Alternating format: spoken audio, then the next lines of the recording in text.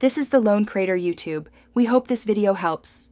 In this video, I will explain how to replace your BMW X5 key battery. This is a simple do-it-yourself task that can save you time and money. You will need a new CR 2032 3-volt lithium coin battery, which is widely available. Additionally, a small flathead screwdriver or a plastic pry tool will assist in opening the key fob. We will go through each step to ensure a smooth and successful battery change. To begin, locate the small release button on the side of your BMW X5 key fob. Press this button firmly and then pull out the metal valet key.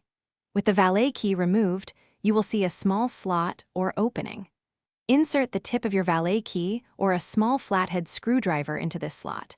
Gently twist or pry to carefully separate and remove the back cover of the key fob. With the back cover now removed, you will clearly see the old coin battery inside. Before you remove it, take a moment to observe its orientation, noting which side is facing up. Use your small flathead screwdriver or pry tool to gently lift and remove the old, discharged battery. Now, carefully insert your new CR 2032 3-volt battery, ensuring it is placed in the exact same orientation as the one you just removed. Now it is time to reassemble your key fob.